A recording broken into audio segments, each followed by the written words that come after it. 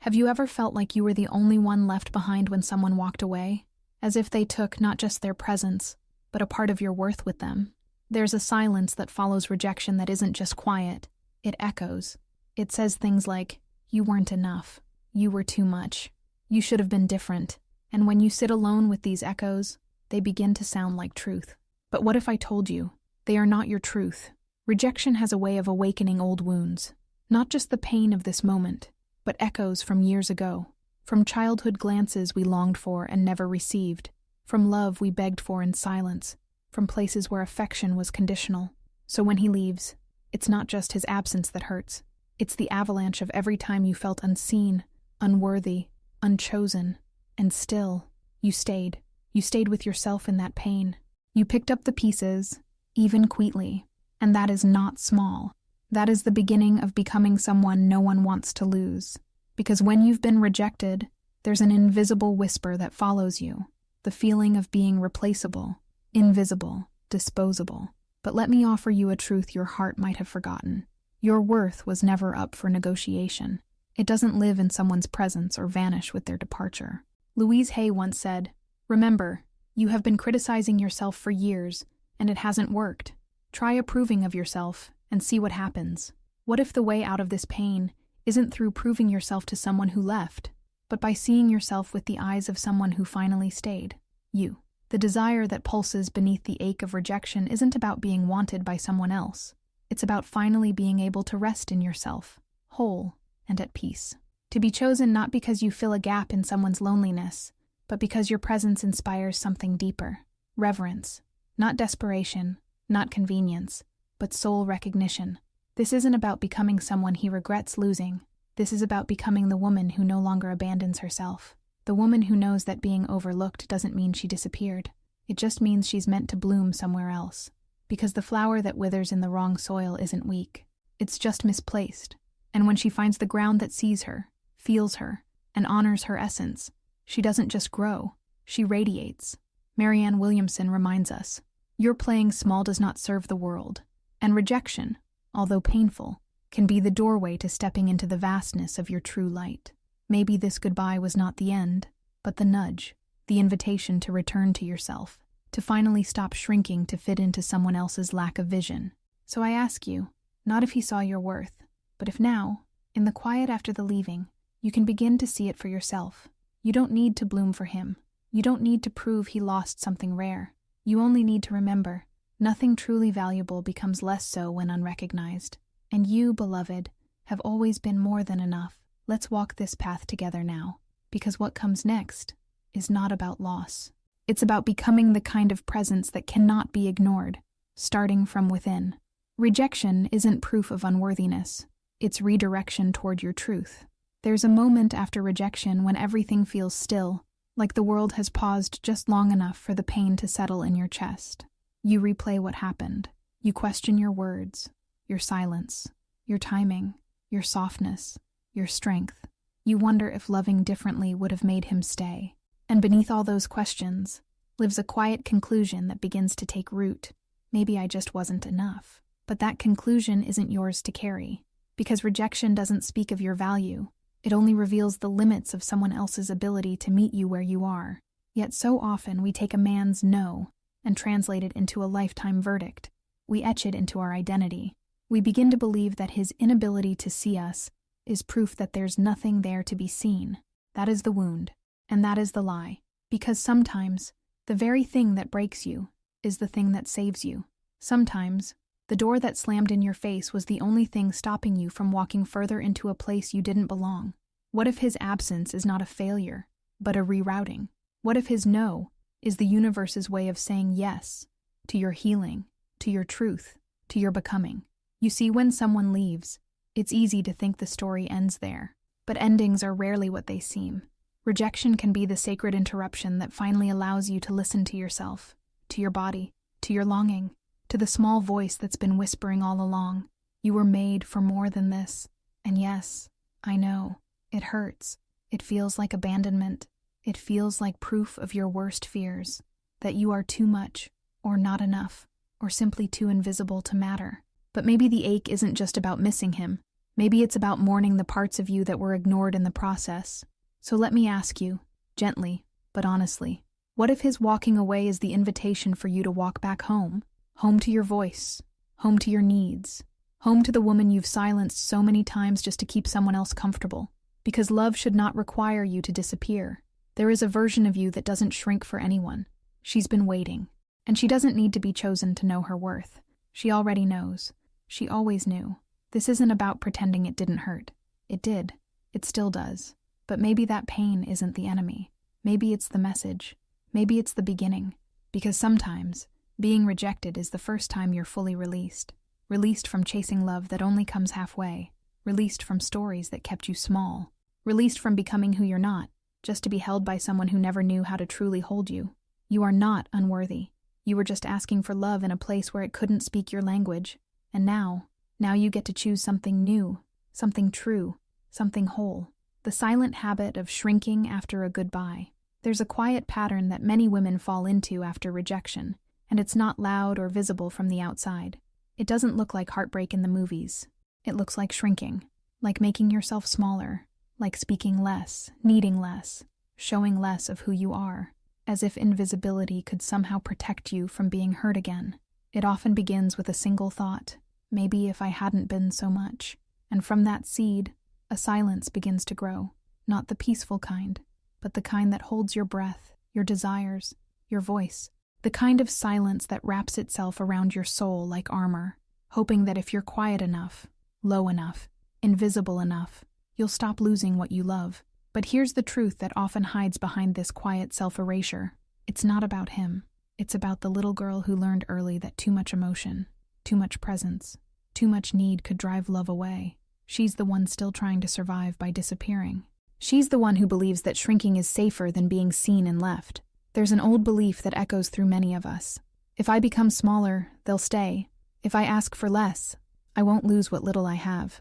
And that belief becomes a way of being. You begin to apologize for your feelings before you even speak. You downplay your dreams. You shrink your laughter, your opinions, your truth. Not because you want to, but because your nervous system still remembers what it's like to be too much for someone incapable of receiving you. Louise said, "I am not a helpless victim of my past." And yet, for so long, you may have lived as if you were, silently playing out old patterns in new relationships, hoping for a different ending. But love is not meant to be survived. It is meant to be lived, fully, freely. What happens when a woman stops shrinking? The world shifts. Her energy expands. She begins to take up space, not out of arrogance, but out of remembrance. She remembers who she was before she learned to perform smallness. She remembers the sound of her own laughter when it wasn't measured. She remembers the light in her eyes when no one was dimming it. So if you found yourself becoming less in hopes of being loved more, this is not your shame. This is your awakening. Because healing begins not when we fight for love, but when we refuse to disappear for it. Becoming irresistible begins with becoming inseparable from yourself.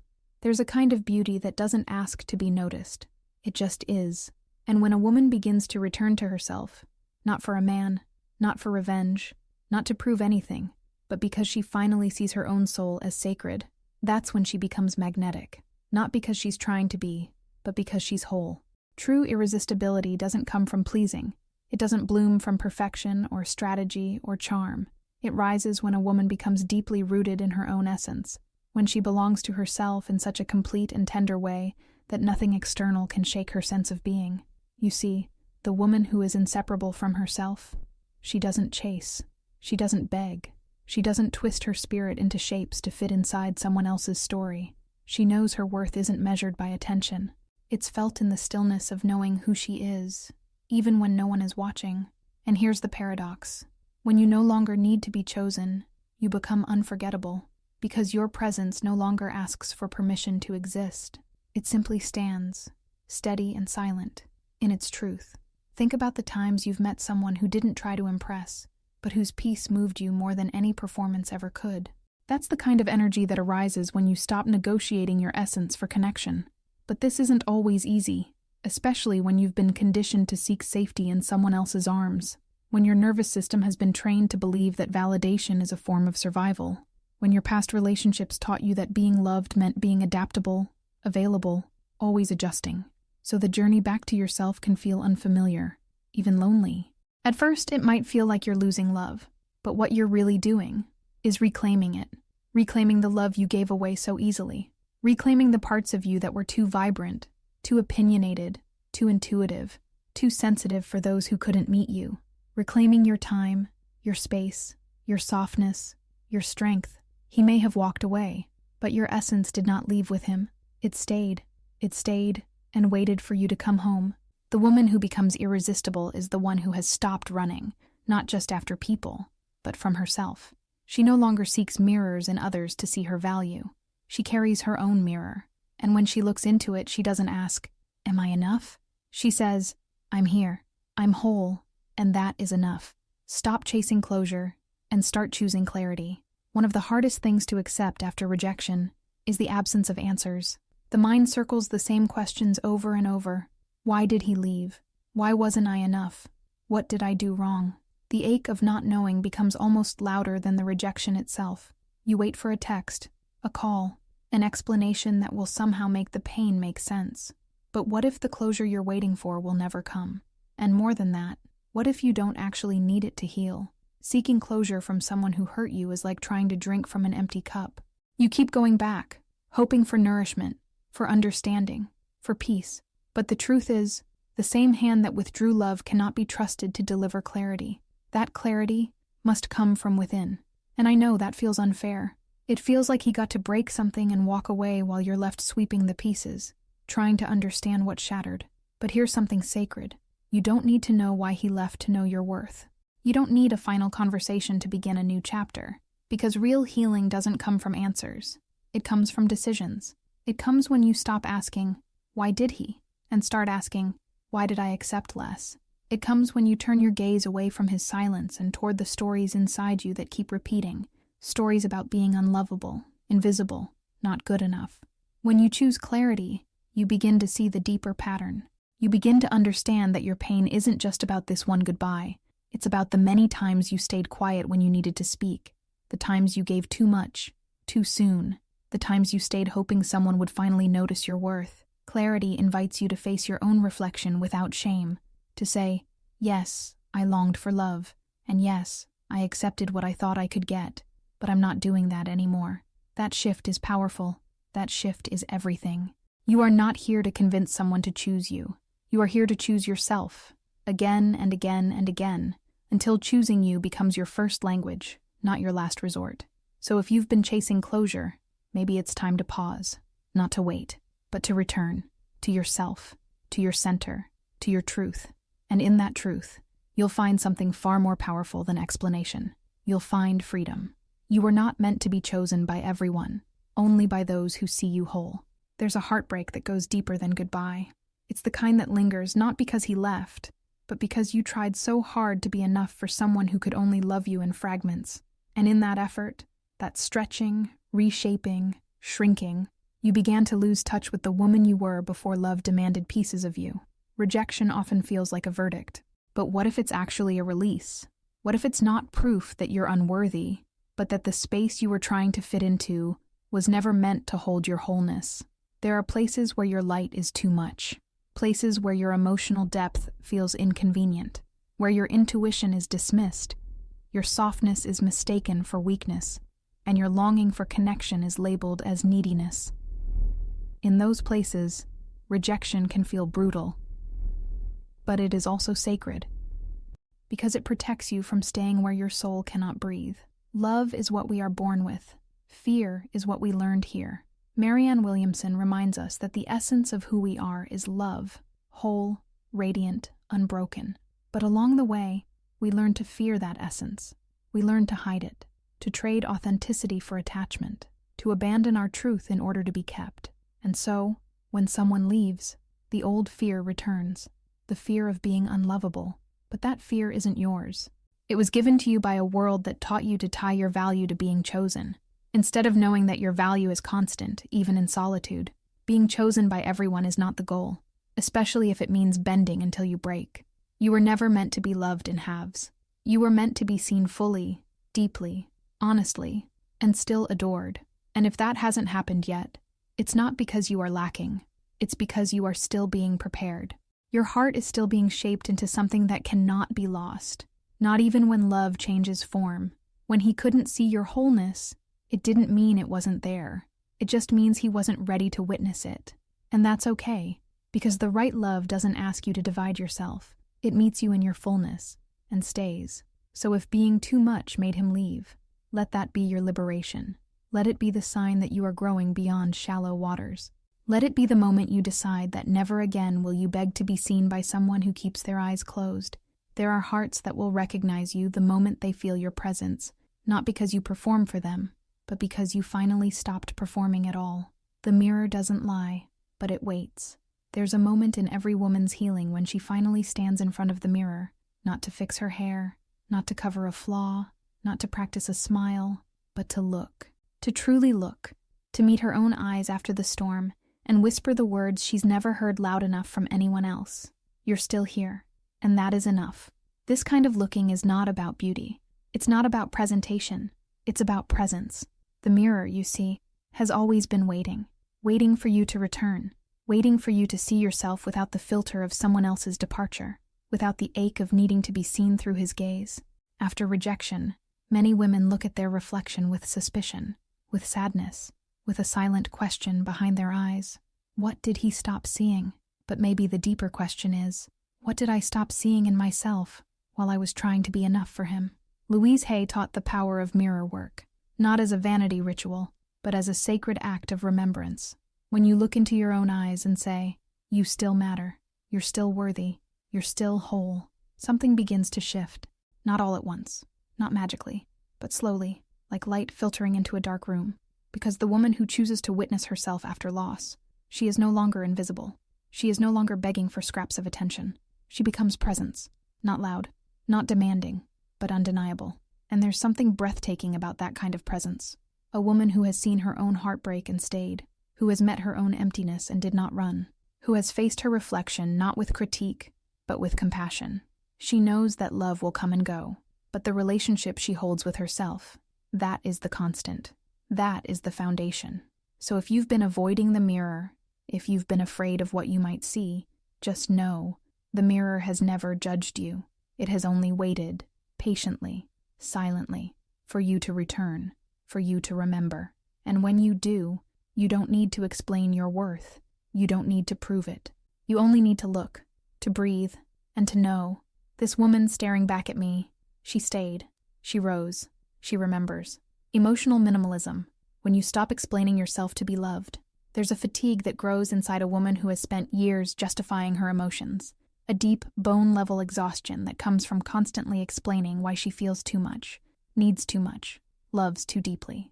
It's the kind of weariness that doesn't come from doing too much, but from not being received in her fullness. After rejection, that impulse can intensify. You might find yourself replaying conversations, rewriting messages in your head, wondering if a better explanation could have changed everything. And in that cycle, you begin to believe that maybe your clarity wasn't clear enough, that maybe, if you could just say it differently, he would have stayed. But love doesn't require constant clarification. Connection doesn't demand that you become fluent in someone else's emotional language while abandoning your own. When you feel the need to explain yourself over and over just to be seen, it's not love you're in. It's self-erasure disguised as devotion. There is a quieter path. One that doesn't involve persuading anyone to understand you. It's called emotional minimalism, the art of saying less not out of silence, but out of sovereignty, out of knowing that your truth, your needs, your feelings are valid, whether or not someone else validates them. And this path doesn't mean you close your heart. It means you close the door to spaces where your heart must be defended like a courtroom case. It means you begin to speak not to be heard, but because your voice deserves to be free. The woman who learns this doesn't become cold. She becomes clear. She learns to sit in her stillness and trust that the right people will feel her without needing endless explanation. She knows that the ones meant to walk with her will lean into her softness, not try to reshape it. And when she stops over-explaining, she reclaims time. She reclaims breath. She reclaims the sacred space within her that was once filled with doubt and overthinking and words left unread. Because some things are too sacred to be explained.